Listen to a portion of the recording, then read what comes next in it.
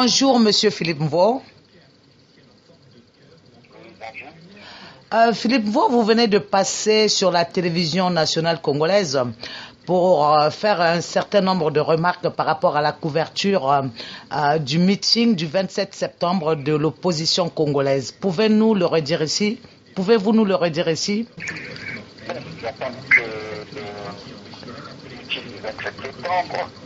J'ai parlé des meetings, du premier meeting que j'ai eu le 27 septembre, dont j'ai apprécié hautement le niveau de la mobilisation, de comme une grande première, le président congolais n'a jamais réussi.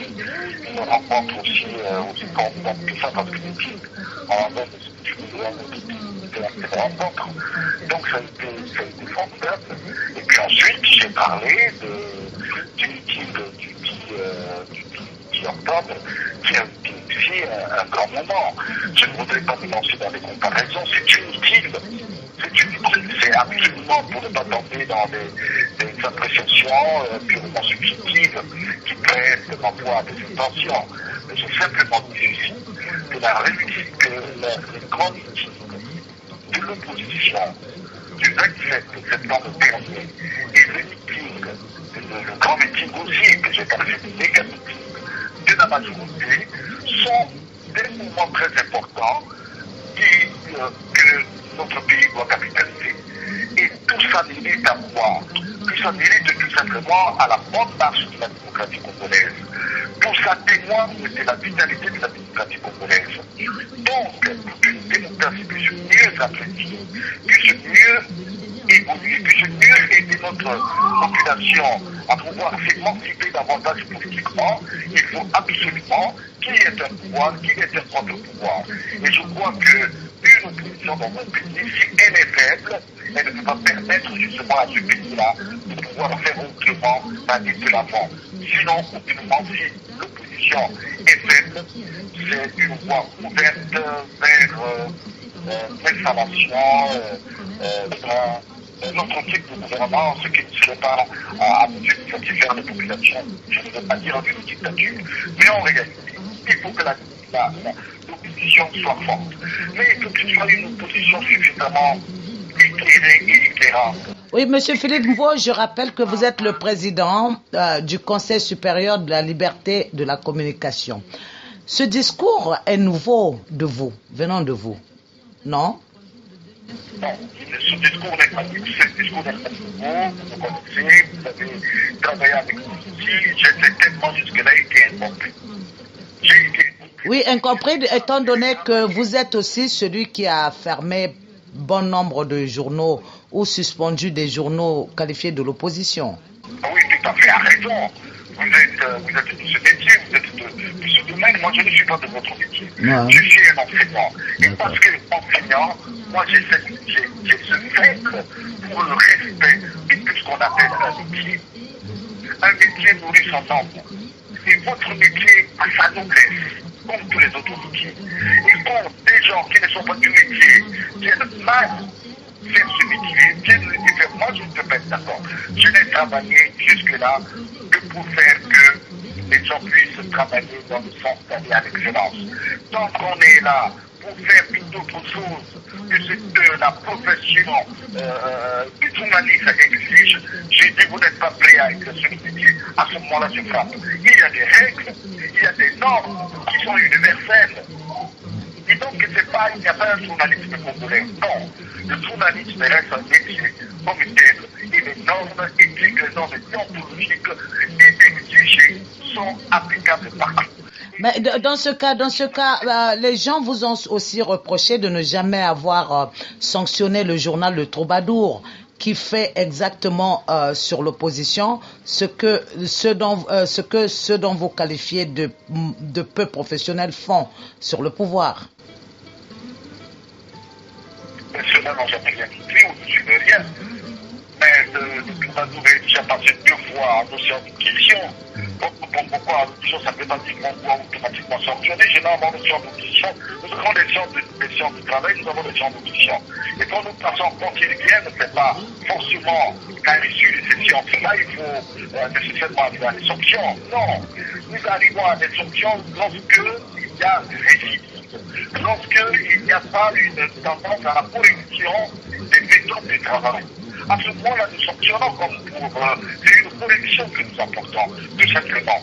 Mais ce n'est pas parce que nous voulons, utiliser un mot banal et vulgaire, parce que nous voulons fermer les journaux, nous fermer les journaux. Non, ce n'est pas cela. Monsieur Mvo, en 2011, pendant... Ouais. Permettez que je vous dise ceci. D'accord. Avant-hier, le vendredi dernier, il y a Radio Forum Droits de l'Homme qui est passé et nous avons demandé à Droits de l'Homme de nous faire la lecture de sa ligne éditoriale par rapport à ce que Droits de l'Homme fait. Droits de l'Homme ne fait aucune promotion des valeurs des droits de l'homme dans ce pays. Droits de l'Homme appelle les gens à se mettre debout, appelle les gens à la révolte. Et nous savons ce que ça peut causer dans nos sociétés. La société est inflammable. Toute société est inflammable. Et les hommes politiques ont dans leur bouche qui s'appelle des mots. Les mots-là sont des allumettes qui peuvent justement enflammer notre société. Nous ne voulons pas de cela. D'accord. Monsieur Philippe Mvo, pourquoi jusqu'à présent il n'y a pas de dépénalisation de délit de presse au Congo, alors que en 2001 déjà le président parlait de ce fait de dépénaliser les délits de presse. Pourquoi jusqu'à présent le législateur n'a pas suivi le président et que on a pu voir le directeur de publication de Sel Piment être au cachot pendant 10 jours au commissariat central. À quoi expliquez-vous ce fait? Dépénalisation, un texte bon texte, certainement pas. Ça, vous avez raison. Mais en vérité, qu'est-ce qui compte? Est-ce que ce qui compte avant tout, c'est un texte qui est culturel et que l'on appliquerait pas? Oui, mais le texte protège quand même le journaliste. Un texte de loi protège. Vous avez posé une question à votre. Je réponds. La pratique dans notre pays, depuis que le président de la République avait parlé, je crois, en 2000, de ce qu'aucun journaliste ne devait être arrêté, ne devait être emprisonné, et jusqu'aujourd'hui, ça a été respecté, même s'il n'y a pas un texte d'application, ça a été respecté. Aucun journaliste n'a jamais été arrêté, n'a jamais été emprisonné. Le cas de M. Michel Piment, M. Piment n'a pas passé 10 jours en prison comme il cite. Ah, maintenant, on a été le voir, vous aussi, et le directeur de publication de Thalassa. On a été le voir, on l'a suivi jusqu'au procès, le juge l'a libéré, c'est vrai, mais il a passé 10 jours au commissariat. Non, c'est exactement tout. C'est exactement tout. Mais pourquoi les gens font de la surenchère? Il a passé combien de jours alors? Il a passé combien de jours au cachot? Non, je vous en prie. Je vous en prie. Mais c'est ça justement le problème chez vous les journalistes. Vous êtes des journalistes. Vous travaillez sur une matière très sensible qui s'appelle l'information.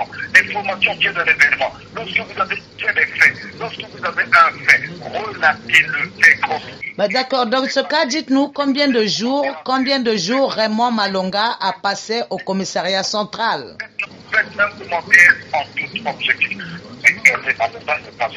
Vous prenez un autre cas. Il est directeur de publication.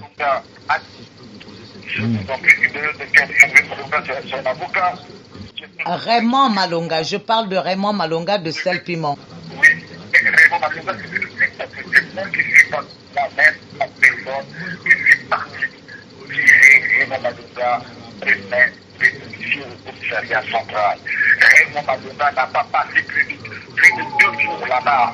Bon. Depuis je suis allé, et on l'a sorti, je l'ai ramené chez lui, Raymond Malonga. Vous ne pouvez pas appeler ça emprisonné. Et l'acte, avant de juger l'interpellation de Raymond Malonga.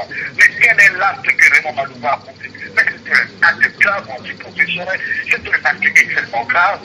Vous savez que Raymond Malonga, pour porter une critique sur la pratique de la police du Congo, Raymond Malonga est allé tirer des images horribles, des massacres ailleurs qui se sont passés dans un autre pays. Il a collé dans son journal et il a titré voici comment la police congolaise tue le peuple congolais. Mais ce qui est extrêmement grave, c'est faux. Et la police qui aussi est penchée sur les sites sans maîtriser, après Raymond Malonga pour qu'ils viennent démontrer. Alors, donc, le nouveau Philippe Mvo, le nouveau président du Conseil supérieur de la communication. le Conseil supérieur de la liberté de communication. Prône la démocratie pour le Congo et la liberté de presse pour tous les journalistes, n'est-ce pas? Il faut qu'on en parle, c'est tout un sujet. C'est tout un sujet, la liberté de la presse. C'est tout un sujet, la liberté d'expression. Nous on parler, on se gargarise de la liberté de la presse, de la liberté d'expression, comme si c'était quelque chose de donné qui n'était pas réglementé. Mais c'est réglementé. La liberté de la presse dans tous les pays du monde.